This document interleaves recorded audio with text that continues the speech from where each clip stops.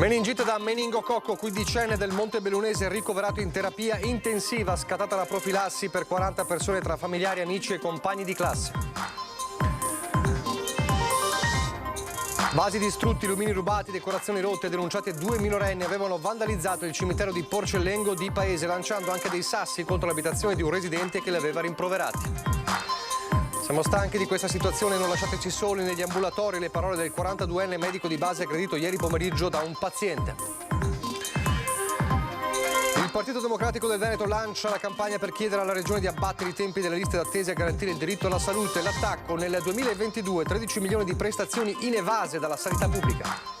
Trascrizione dei figli delle coppie gay ormai è bagarre. Il presidente ANCI nazionale invoca la disobbedienza da parte dei sindaci. Non lo farò, ma serve umanità, dice Mario Conte appellandosi al governo. Offre 500.000 euro alla parrocchia di Monastier per il nuovo campanile, ma il consiglio pastorale dice no. Lo ha raccontato oggi l'ex pilota Giuseppe Stefani, che ha donato 170.000 euro per il reparto oncologico del Cafoncello. Aspettando la donata degli alpini, domani sera dalle 21 in diretta dal Duomo di Libotta di Livenza vivremo le emozioni alpine nei brani più suggestivi e indimenticabili, interpretati dal coro dei cori. Il telespettatori di Antena 3, buonasera e ben ritrovati. Il telegiornale di Treviso dunque si apre con la cronaca e un nuovo caso di meningite nella Marca. C'è un quindicenne del Montebellunese ricoverato in rianimazione al Cafoncello, scattata già la profilassi, una quarantina le persone sottoposte alla profilassi tra familiari, amici e ovviamente compagni di scuola. Torna all'incubo meningite. Un ragazzo di 15 anni del Montebellunese è ricoverato in terapia intensiva all'ospedale di Treviso. Il giovane, che frequenta una scuola superiore, ha manifestato i primi sintomi della malattia mercoledì sera. Giovedì è stato portato dai familiari all'ospedale di Montebelluna, dove, dopo diversi accertamenti, è stata diagnosticata la meningite. Il quindicenne è stato quindi trasferito al Cafoncello.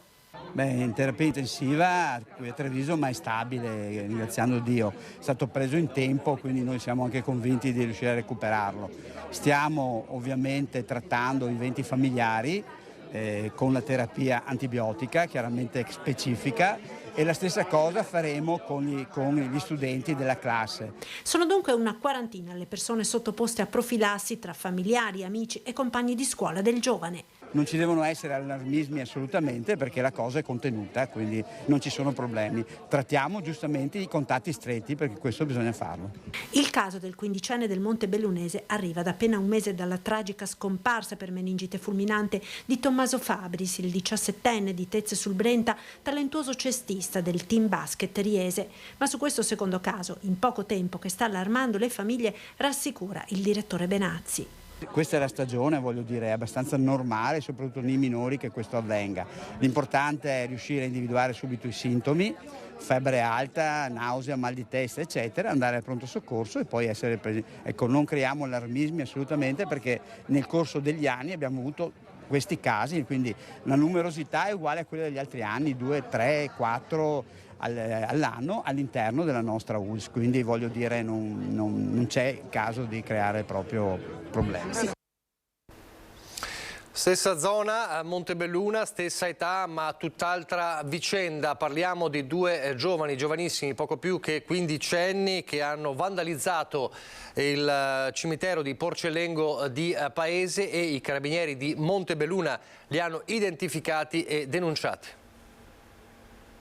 Un raid in piena regola, quello messo in atto da due ragazzini minorenni. Non era la prima volta che arrivavano nella zona intorno al cimitero di Porcellengo, diventata quasi un punto di ritrovo. Una sera di fine febbraio hanno pensato bene di entrare nel piccolo cimitero e, senza alcun rispetto per il luogo dove si trovavano, hanno rovesciato vasi, asportato lumini per poi gettarli altrove, fino a danneggiare decorazioni funebri. Atti vandalici gravi che hanno indignato cittadini e istituzioni. I carabinieri di Montebelluna, dopo appena un mese, hanno individuato i responsabili di questi atti. Si tratta di ragazzini che ora sono indagati per il reato di vilipendio delle tombe. È una cosa vergognosa, comunque, una cosa vergognosa. Ecco, lei aveva saputo perché in paese si parlava di questo? Sì, si parlava di questo. E che cosa dicevano? Dicevano sempre chi sono, chi non sono. Mi dispiace per i genitori, ma ci vuole. Credo che sia comunque un gesto anche poco rispettoso, in quanto comunque è un luogo anche sacro, quindi voglio dire che non, sì, è molto brutto quello che è successo, perché Il fatto che siano dei minorenni, quindi dei ragazzini. Questo dimostra anche quanto al giorno d'oggi questi ragazzi, secondo me, manca qualcosa. Indagini minuziose dei militari dell'Arma sotto la direzione della Procura presso il Tribunale per i minorenni di Venezia, che hanno portato a scoprire l'identità dei due ragazzini. Minorenni che non solo hanno colpito il cimitero, ma se la sono presa anche con un residente. Secondo una prima ricostruzione, infatti, uno degli autori dell'episodio sacrilego aveva anche preso di mira con lanci di sassi e uova un'abitazione non distante dal cimitero, il cui proprietario, destinatario di epiteti volgari e frasi minacciose, aveva informato tempestivamente i militari dell'Arma degli schiamazzi e delle scorribande serali in quei luoghi di un gruppetto di giovanissimi, ma non solo. Arrivano a me suona il campanello anche alle 11 di sera, anche a mezzanotte, che mi dormo anche poco perché ho un lutto e disturba, sì, non so se dire altro. Suonano il campanello e poi scappano. Sì, alle volte vengo di là che ho i vetri, li vedo che scappano, come dispetti. Al vaglio dell'autorità giudiziaria minorile i carabinieri hanno sottoposto in particolare le condotte penalmente rilevanti dei due ragazzini. Uno dei due giovanissimi è ritenuto anche il protagonista dei lanci di oggetti avvenuti secondo le prime evidenze raccolte sia la sera del raid al cimitero sia il giorno successivo per punire, in qualche misura intimidire, chi aveva segnalato la presenza molesta del gruppetto di ragazzi. La cronaca giudiziaria è stato rinviato per mancanza del traduttore dal romeno l'interrogatorio di garanzia di Daniel Ionut Nekulai. Il 36enne è arrestato martedì dalla squadra mobile con l'accusa di aver perseguitato per mesi l'ex compagna. L'appuntamento è stato dunque rinviato a lunedì. Ieri in un colloquio in carcere con la sua legale aveva negato ogni addebito, l'abbiamo raccontato nel servizio. Si terrà invece il 12 aprile in Corte d'Appello a Venezia l'udienza in cui si discuterà della sua estradizione. Sullo sfondo un mandato di cattura europeo. L'uomo infatti dovrebbe scontare in patria 8 anni per vari reati. E adesso torniamo a parlare dell'aggressione subita da un medico, un 42enne medico a Pieve di Soligo, che si sfoga così ai nostri microfoni. Io penso cosa potrebbe succedere a magari una dottoressa singola in un ambulatorio periferico, magari in un orario serale nel quale non ci sono persone in ambulatorio. Non pensa a se stesso Emanuele Del Favero, medico di base aggredito in questo ambulatorio del centro medico integrato dell'US 2 a Pieve di Soligo, ma pensa ai tanti colleghi e colleghe a cui potrebbe capitare ciò che lui ha già vissuto nel tardo pomeriggio di ieri. Sono stato aggredito e al che lì è poi scoppiato l'inferno, perché il paziente ha distrutto suppellettili dell'ambulatorio, ha danneggiato 2 porte e poi a un certo punto mi ha minacciato andandosene. 42 anni, fisico da pilone di rugby, anni di esperienza al pronto soccorso. Del Favero ha comunque subito, cercando di calmare lo straniero in evidente astinenza da droga. Questo paziente ha insistito richiedendo la prescrizione di un farmaco che non potevo prescrivere in quanto non c'erano le indicazioni cliniche, ha insistito fino a che i toni si sono alzati e io, cercando di invitare il paziente a uscire dall'ambulatorio, mi ha rifilato un pugno in faccia. Per fortuna mi ha preso abbastanza in striscio, però mi ha fatto un po' male, tanto che devo andare al pronto soccorso a farmi refertare la cosa per poi presentare querela. Lo straniero, una volta sul corridoio, ha danneggiato le porte degli ambulatori, ha distrutto un mobiletto medicinali e questa teca antincendio. Solo l'intervento di un suo amico, di un infermiere di origini nordafricane, ha parzialmente calmato l'aggressore, che è successivamente uscito facendo perdere le proprie tracce. Per il dottor Del Favero un fatto che deve riportare le forze dell'ordine all'interno delle strutture sanitarie e nello specifico qui a Pieve di Soligo magari la presenza di un agente di polizia locale. E poi io auspico che ci sia una serie di organizzazioni come la nostra, nelle quali i medici non sono praticamente mai soli quando visitano, ma possono avere il supporto di altre persone. E nonostante gli anni di pronto soccorso, questa è un'esperienza che comunque gli ha lasciato un segno. Sicuramente continuerò nella mia attività, ci mancherebbe altro. Senta, però la prossima volta che aprono questa porta qua, come guarderà il paziente? Dovrò stare un po' più attento, ovviamente. A proposito di sanità, non c'è solo la piaga dei medici aggrediti, medici di base o medici negli ospedali, poi c'è il grande tema della carenza dei medici di base, il grande tema delle liste da attesa da abbattere. Il PD del Veneto lancia da oggi una campagna per chiedere alla Regione proprio di abbattere i tempi di attesa, rispettare i criteri di priorità e garantire il diritto universale alla salute. Al via la raccolta firme sulla base anche di cifre impressionanti. Nel 2022 su 29 milioni di prescrizioni mediche la Regione del Veneto ne ha erogate solo 16 milioni nelle strutture pubbliche. Questo significa che le altre 13 milioni di visite o analisi sono state effettuate in cliniche private oppure sono rimasti inevase.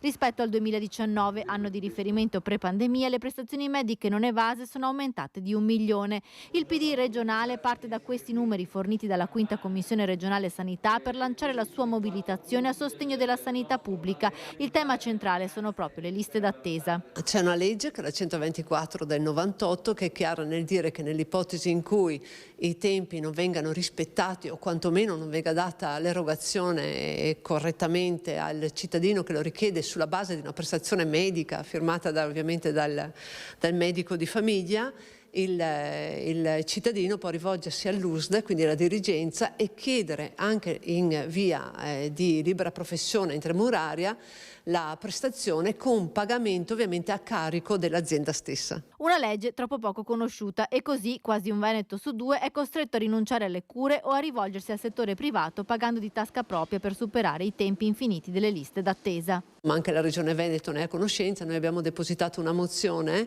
dove ovviamente chiediamo non solo di pubblicizzare questa procedura perché non è automatica, ma anche di mettere un fondo a disposizione per eventualmente rimborsare le prestazioni. Gli altri punti su cui si concentra la campagna del Partito Democratico a sostegno della sanità pubblica sono la carenza di medici di medicina generale e quello di personale infermieristico e sanitario, soprattutto nei pronti soccorso, e la tutela della salute mentale. Noi non stiamo mettendo in discussione, non finirò mai di ripetere, il valore, l'eccellenza dei medici, degli infermieri, di tutti coloro che sono in grado di prestare un servizio, ma bisogna che i cittadini vengano nelle condizioni di poterlo ricevere, e quindi è un problema di organizzazione regionale che non è più di eccellenza. La salute è anche una questione di tempo molto spesso, e quando non ce l'hai puoi decidere di non curarti, però questo è un fallimento del sistema sanitario regionale che dovrebbe garantire l'uguaglianza dei diritti di tutti.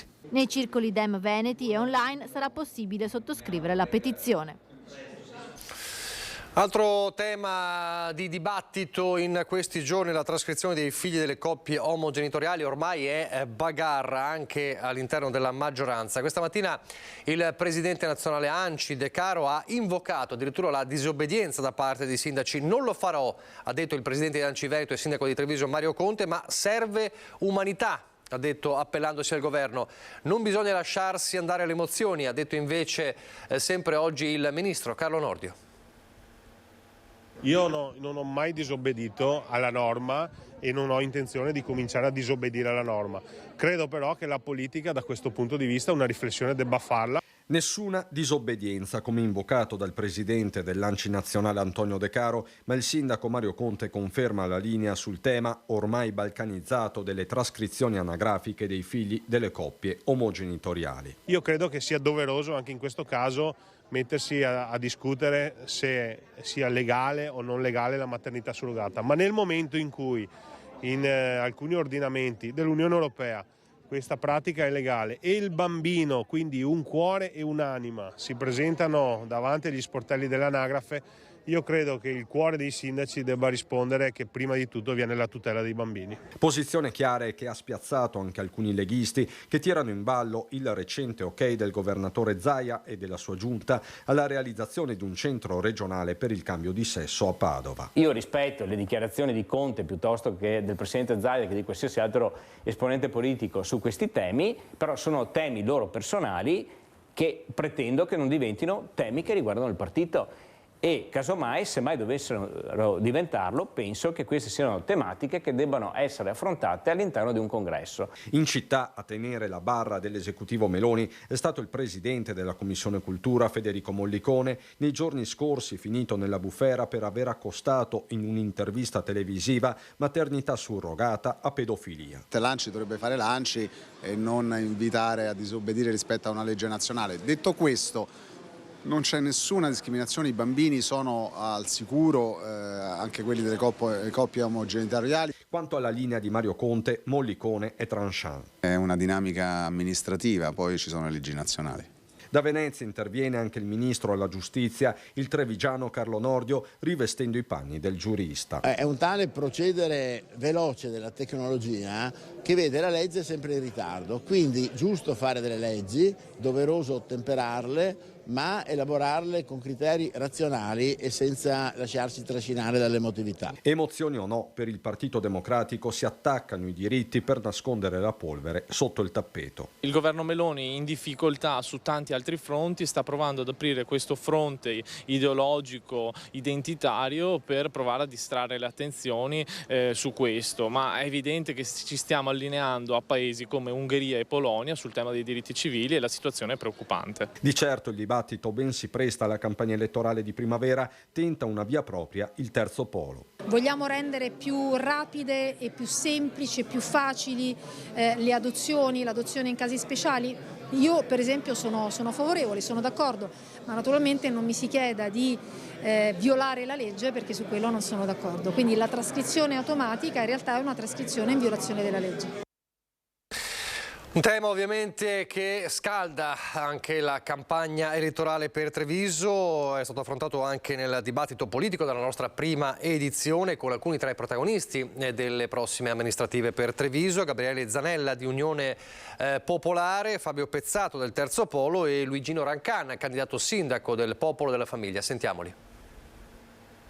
I figli delle coppie gay, delle coppie lesbiche, di situazioni di questo tipo, insomma, non abbiano alcun tipo di discriminazione, abbiano gli stessi diritti, la stessa registrazione rispetto ai figli della cosiddetta famiglia tradizionale, che è tanto cara a molti, ma che insomma non hanno molto probabilmente una visione reale di quella che è la società di oggi. Io dico solamente i sindaci che si impegnano a far pressione verso il legislatore affinché dia una volta per tutte una definizione a quelle che sono le regole del gioco, sempre, ripeto, rispettando e tutelando quello che è il bambino, perché il bambino non è, tra virgolette, si crea in una situazione, in questi limbi che sono molto pericolosi, ma lui non l'ha chiesto di essere messo al mondo. Spingiamo invece sul tema delle adozioni. Il figlio di questa coppia, che io definisco omosessuale, e ben che vada, è figlio di uno dei due genitori. Come fa un sindaco, io sono stato sindaco, come fa un sindaco a far registrare all'anagrafe comunale un bambino come figlio di papà 1 di papà 2, quando al massimo, che vada bene, è figlio solo di un papà? Quindi andare a invogliare i sindaci a certificare dei falsi anagrafici, perché qua siamo nei falsi anagrafici, credo che dobbiamo spingere il legislatore, come dice lei, ma in una direzione completamente diversa da quello che ha riferito Zanella. Io non ho detto in che direzione bisogna spingerlo. Vabbè, io non voglio entrare nel merito, perché è un tema talmente complesso, perché segue quella che è la complessità della nostra società. Le parole del candidato sindaco Luigino Rancan del Popolo della Famiglia. A proposito di candidati sindaci, il candidato sindaco per il Terzo Polo Niccolò Rocco oggi pomeriggio ha ricevuto la visita di Mara Carfagna dopo l'incontro invece di sabato scorso con Maria Elena Boschi. Crediamo che il tema delle pari opportunità anche per la nostra città sia molto importante. Treviso deve diventare città delle pari opportunità. Per farlo la leva più importante è la leva del welfare. Con Mara Carfagna al suo fianco, Niccolò Rocco punta tutto sui temi del sostegno alle famiglie. Anche i comuni, dice, possono fare molto su questo fronte. Il divario fra donne e uomini, soprattutto sui luoghi di lavoro, va colmato con politiche ad hoc. Oggi troppe donne sono costrette a rimanere a casa. L'80% delle donne che dopo la pandemia ha dovuto rimanere a casa per l'accudimento familiare. Significa da una parte figli, quindi servizi per le mamme, servizi per la genitorialità, dall'altra parte tutto il tema degli anziani.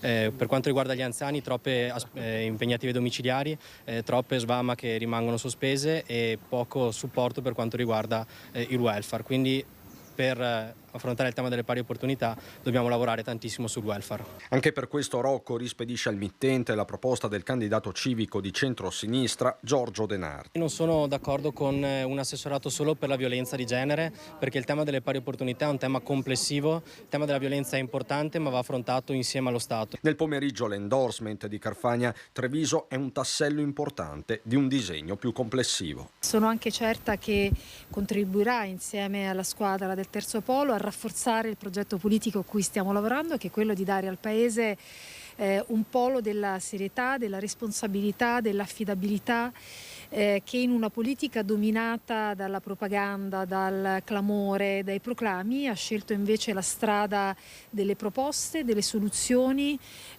concrete, realizzabili, per risolvere i tanti problemi con cui i cittadini fanno i conti. Restiamo in città. La tutela delle mura cittadine con maggiori vincoli approderà in Commissione Cultura a Roma, convocate anche le associazioni del territorio. Credo sia arrivato il momento di una svolta, per cui ci stiamo impegnando insieme al MIC, insieme al nuovo sovrintendente, perché ci sia la possibilità di porre una tutela specifica per le mura, in modo da proteggerle e tutelarle da eccessivi riqualificazioni o rigenerazioni urbane, che sono sicuramente positive, ma non quando vanno a minare quello che è un valore identitario come quello appunto delle mura di Treviso. Ne fa una questione sia storica che identitaria il presidente della Commissione Cultura alla Camera, Federico Mollicone, a Palazzo Rinaldi per prendersi un impegno, quello di dare una maggiore tutela alla cinta muraria del capoluogo, così come richiesto da diverse associazioni del territorio. Abbiamo fatto richiesta del vincolo diretto, ovvero monumentale, per tutto il sistema bastionato, perché il vincolo paesaggistico, ovvero il vincolo indiretto, non è sufficiente per garantire la tutela e la conservazione del sistema bastionato. L'obiettivo espresso è quello di scongiurare anche la costruzione di parcheggi sotterranei, come quello che potrebbe realizzarsi a pochi passi dall'ex bastione Camuzzi. Le associazioni saranno convocate in Commissione Cultura a Roma, dove sarà presentata una risoluzione. C'è il sostegno dei parlamentari del territorio. Treviso sarà oggi la città pilota per la tutela delle mura e dei bastioni per tutta Italia. Lo preannuncio già, diventerà legge. Quindi noi affondiamo le nostre radici nella cultura, come dicevo, nelle nostre tradizioni, nella nostra storia. Secondo me recupero e vincolo sono compatibili. E assolutamente la tutela deve essere una cosa pregnante. L'obiettivo finale è quello di aggiungere la fortezza di Treviso, che è una fortezza di transizione e per questo unica, alle altre fortezze veneziane più tarde che sono già patrimonio dell'UNESCO. Pochissimi istanti di pubblicità e ancora poi il TG. Rieccoci in diretta, torneremo a Treviso fra pochissimo, parliamo però per un secondo dell'autonomia, perché la battaglia continua e il sindaco di Pesaro, presidente della Lega delle Autonomie Locali, ha lanciato l'idea di un referendum contro il DDL Calderoli. Questa mattina a Cortina d'Ampezzo il governatore dell'Emilia Romagna, Stefano Bonaccini, Partito Democratico, è tornato sul tema e ha ribadito la riforma è sbagliata. Sentiamo le sue parole.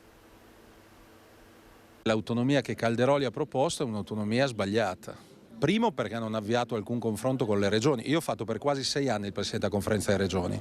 Non era mai successo che un ministro decidesse una riforma che riguarda le regioni. Stiamo parlando di autonomia differenziata che riguarda le regioni a statuto ordinario e la portasse in Consiglio dei Ministri con un blitz prima del voto in Lombardia. Abbiamo capito tutti perché. Era lo scalpo da dare a qualche forza politica prima delle elezioni lombarde, perché tra l'altro quella autonomia approvata in Consiglio dei Ministri non ha alcuna attuazione in questo momento, andrà discussa tra diversi mesi. Il problema è che se tu continui a parlare di residui fiscali, è chiaro che se tu trattieni parte delle tasse, vuol dire che una parte del paese che già oggi è in difficoltà andrà ancora più in difficoltà. Noi avevamo chiesto di stabilire i livelli essenziali di prestazione prima, i cosiddetti LEP. Secondo, andare a definire una legge quadro che permetta a chi chiede o non chiede autonomia di essere trattati in tutto lo stesso modo. La nostra idea di autonomia non è più risorse, che è anche un fatto egoistico, mi permetta, è programmabilità degli investimenti secondo la burocrazia.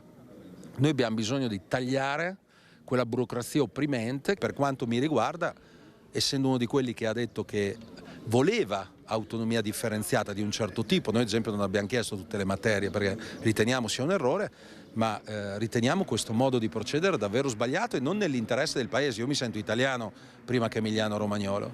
Perché è un errore se la Costituzione però consente di richiedere tutte quelle materie? Beh, le faccio un esempio.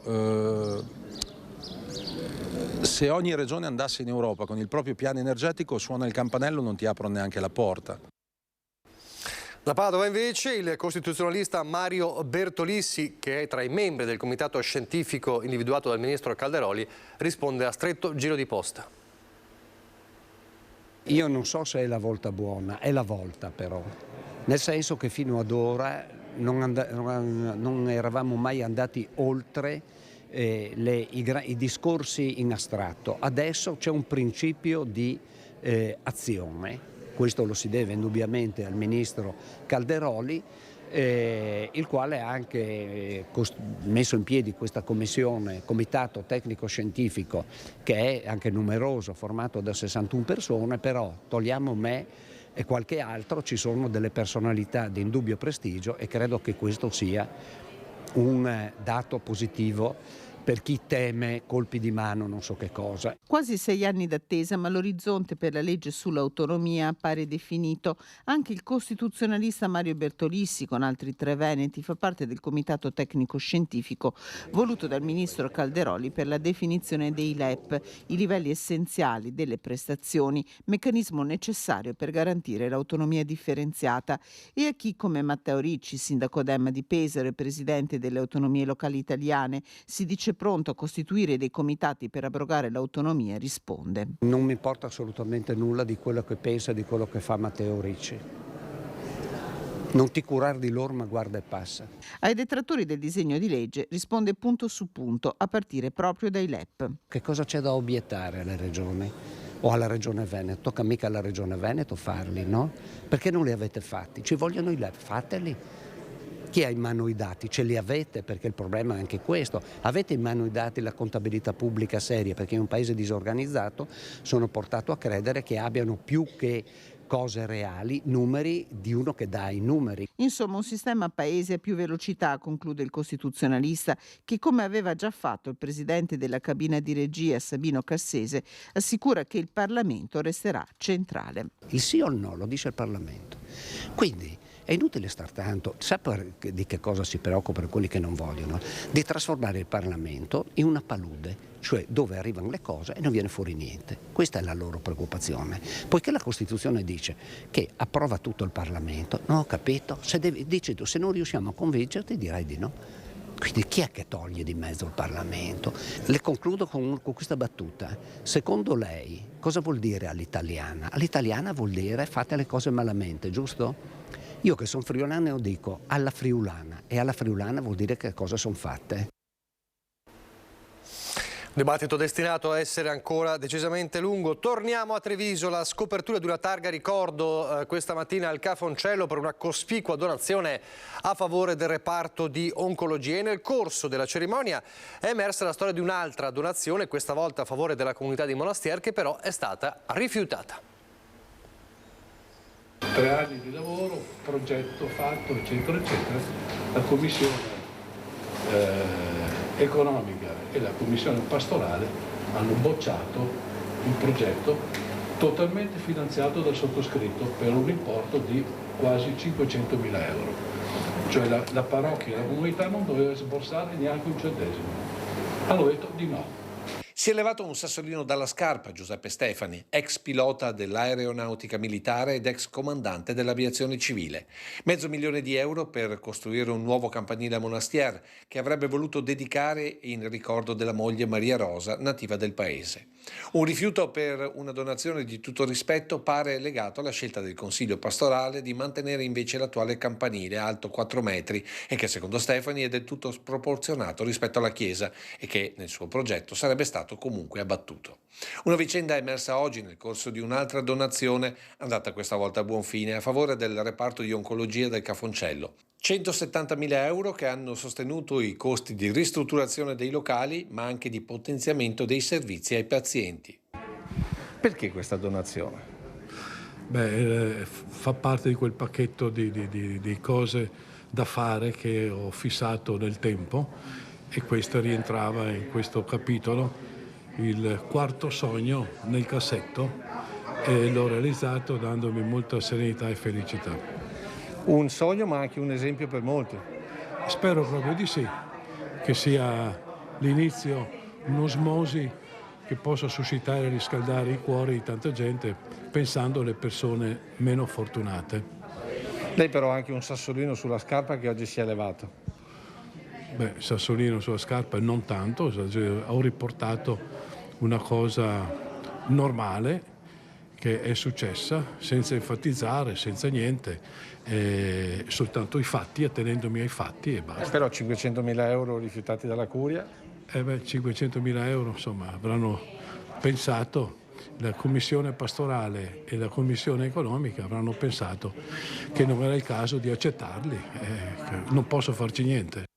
A proposito di benefattori, questa mattina anche il trevigiano Rudy Zanatta, tra i 4 veneti che sono stati insigniti dell'Ordine al Merito della Repubblica, direttamente, ecco lo vediamo, Rudy Zanatta, direttamente dalle mani del Capo dello Stato Sergio Mattarella. Rudy Zanatta ha fondato l'associazione Sogni per realizzare i sogni dei bambini e dei ragazzi affetti da patologie oncologiche gravi. Insieme a lui abbiamo visto l'imprenditore vicentino Matteo Marzotto, che finanzia progetti nella lotta alla fibrosi cistica, la veronese Carlotta Mancini, che vediamo in foto, che si dedica alla sicurezza stradale dopo la morte della sorella gemella in un incidente, e Francesca Moscardo, che sul web e sui social racconta con coraggio la sua disabilità. E questo è Rudy Zanatta, il trevigiano Rudy Zanatta. Adesso parliamo della Dunata degli Alpini, si avvicina la Dunata nazionale, quella di metà maggio a Udine, si preannuncia una Dunata storica, posti già esauriti da settimane, mentre per l'occasione verrà riaperta l'ex caserma Francescatto di Cividale, che ospiterà nelle camerate non meno di 500 penne nere. La Dunata che come sempre Antenna 3 seguirà con dirette e appuntamenti dedicati, uno dei quali già domani sera dalle 21 con l'esibizione del Coro dei Cori nel Duomo di Motta di Livenza, in diretta appunto su Antenna 3.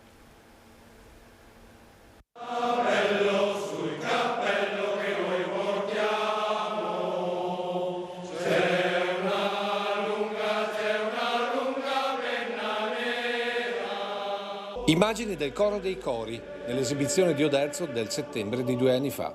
Penne nere con la mascherina a cantare la speranza per la fine del Covid. E domani sera il Coro dei Cori tornerà in diretta su Antenna 3 per un nuovo concerto. Aspettando la Dunata, il titolo della serata organizzata all'interno del Duomo di Motta di Livenza. Una scaletta che proprio per questo si aprirà, dopo il canto dell'Inno d'Italia, con 3 brani dedicati al sentimento religioso degli alpini. A seguire le penne nere intoneranno altri classici che ricordano i tanti scenari di guerra. Dalle vette dell'Adamello e del Grappa nella Grande Guerra al fronte russo, per ricordare i tanti alpini dispersi che lì riposano ancora. Il culmine della serata sarà la premiazione del concorso Una canzone per la Dunata, che ci porterà alle tante tappe degli alpini trevigiani che Antenna 3 seguirà con servizi e dirette, per arrivare a metà maggio a Udine con il 94esimo raduno nazionale e a metà giugno con la Triveneta di Belluno. Ma l'appuntamento di domani sarà il preludio di un'altra giornata alpina che Antenna 3 trasmetterà in diretta, il raduno sezionale del 15 aprile, con lo sfilamento lungo le vie di Motta di Livenza per giungere alla Santa Messa sul sagrato della Basilica della Madonna dei Miracoli. Appuntamento quindi domani sera alle 21 su Antenna 3, da sempre la TV degli Alpini. Che tempo farà in questo weekend? Ce lo dice il generale Iannicelli. La temporanea attenuazione della pressione sta favorendo un afflusso di aria stabile, i cui effetti sono molto leggeri. Abbiamo visto una nuvolosità irregolare e qualche brevissima precipitazione molto localizzata. Poca cosa, servirebbe ben altro vista questa lunga siccità. La tendenza però, ed evidente dalla carta, è che l'anticiclone delle Azzorre si spingerà verso di noi e garantirà la prossima settimana dei giorni all'insegna del cielo sereno poco nuvoloso. È da mettere però in evidenza che da martedì ci sarà un afflusso di aria fredda che abbasserà sensibilmente le temperature, le cui minime saranno un poco al di sopra dello zero, 1 o 2 gradi, e le massime non più di 13, 14, 15 gradi.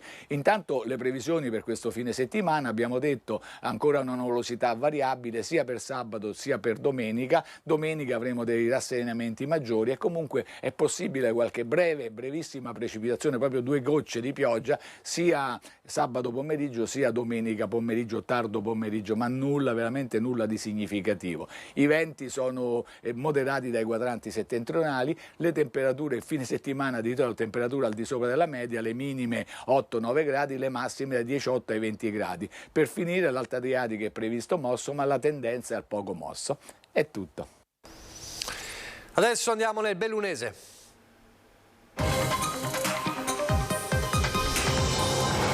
L'economia e il futuro dell'economia in primo piano con il 35esimo meeting dei giovani imprenditori del Nord-Est a Cortina d'Ampezzo. Un nuovo modello di impresa. Se ne è parlato per l'iniziativa dei giovani industriali di Confindustria per discutere di un momento di gestione della ripresa, unito alle esigenze di attrattività dei territori e delle aziende, che pone al centro dell'azione la sinergia tra pubblico e privato per una nuova dimensione sociale, ambientale ed economica dello sviluppo. Siamo voluti tornare a Cortina, siamo voluti tornare in piazza, il significato è molto importante, è quello di far vedere a tutta la società che c'è una generazione di giovani imprenditori che ha scelto di rimanere in questo paese pur avendo la possibilità di fare ben altro, ha scelto di combattere per questo paese, ha grandi idee, grandi visioni per il futuro e ha voglia di farle sentire a chiunque e di far sentire la presenza proprio di questa nuova generazione imprenditoriale. Le imprese dei nostri territori sentono il bisogno di guardare oltre il profitto, concentrandosi sull'impatto positivo che possono generare su comunità e ambiente. Dai problemi contingenti alle opportunità dello spazio, il convegno ha posto al centro l'umanesimo e l'impresa civile per favorire il dialogo tra pubblico e impresa anche in chiave europea. Si parla di innovazione, si parla di sviluppo, si parla di giovani in un momento di scelte, che secondo me devono essere anche portate avanti dai giovani che poi saranno quelle che loro le subiranno. Restando a Cortina, oltre 6 milioni di passaggi registrati sugli impianti di risalita in meno di 3 mesi. Hotel al completo. La stagione invernale si è chiusa con risultati eloquenti nonostante il rialzo dei prezzi, l'impennata dell'inflazione e condizioni climatiche non sempre favorevoli. Il ritorno alla normalità post-Covid ha contribuito a determinare il buon risultato finale, sul quale ha pesato anche l'imponente ritorno di visibilità che i giochi invernali del 2026, le finali di Coppa del Mondo di fine gennaio e le gare paralimpiche che hanno animato la Cortina di metà marzo. Soddisfatta Federalberghi, buone sensazioni e hotel aperti anche dopo Pasqua per consentire ai turisti di continuare a vivere la montagna fino al ponte del 1° di maggio. Il track della Polizia di Stato che sta diffondendo in tutte le piazze d'Italia messaggi contro il cyberbullismo stamattina ha fatto tappa a Belluno. Studenti delle scuole medie e del primo biennio delle superiori hanno partecipato alle lezioni svolte dagli agenti del Centro Operativo Sicurezza Cibernetica di Venezia, attraverso i quali hanno preso le insidie e i pericoli che viaggiano online. All'iniziativa di natura pedagogica erano presenti anche i vertici istituzionali della provincia e il referente delle scuole in rete che ha coordinato i rapporti con le scuole. I giovani sempre protagonisti, ma stavolta ci spostiamo a Feltre con il progetto Ci sto a fare fatica.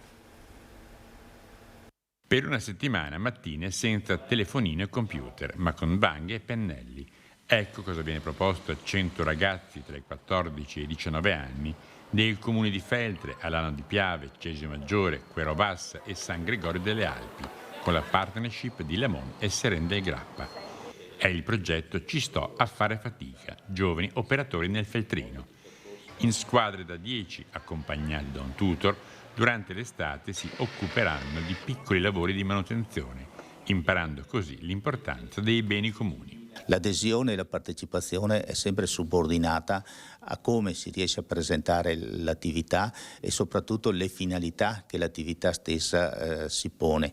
Quindi noi confidiamo che in questo caso il fatto di operare e agire per contribuire a migliorare la presentabilità e lo stato del nostro territorio possa invogliare questi ragazzi a partecipare e a occupare in maniera conveniente e utile il tempo a loro disposizione. Ad ogni ragazzo verrà erogato un buon acquisto settimanale di 50 euro e di 100 ai tutor, denaro spendibile in tutti i negozi che nei comuni interessati vorranno aderire all'iniziativa e che verranno rimborsati dei soldi spesi con i voucher direttamente dalla pubblica amministrazione. Un modo non solo di far spendere i soldi nel territorio, ma anche di far conoscere le attività che ci sono, dalle gelaterie alle estetiste, dai negozi di telefonia alle paninoteche, dalle profumerie ai distributori, perché le attività ammesse a partecipare sono praticamente tutte. È un progetto importante, soprattutto io parlo per l'assessorato di mia competenza, quindi sul commercio, dà la possibilità a reinvestire i soldi che ricevono questi giovani, questi buoni che ricevono questi giovani, da spendere nel nostro comune e quindi che i soldi rimangano per le attività commerciali del centro città. È tutto, grazie per averci seguito, arrivederci.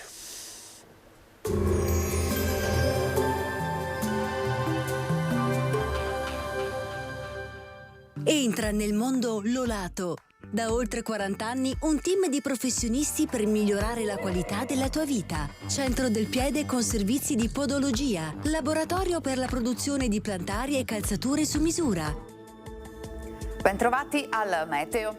Sabato si allontana la perturbazione e il tempo migliora, ma l'inizio di aprile si prospetta decisamente movimentato. Vediamo insieme il dettaglio.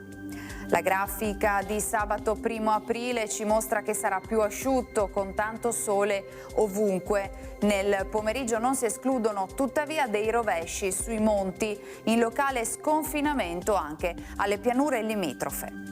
Temperature in rialzo, minime tra 5 e 9 gradi, massime invece comprese tra i 14 e i 21 gradi all'incirca, dunque molto gradevoli.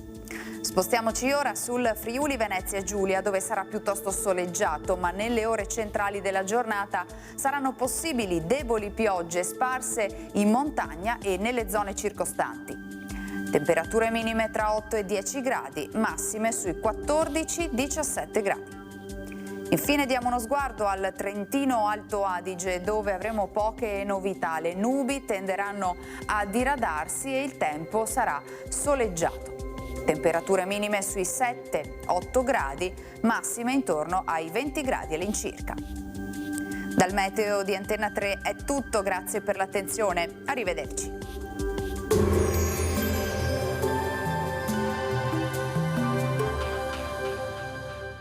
Busti, tutori e protesi di arto personalizzati. Ortopedia e sanitaria Lolato.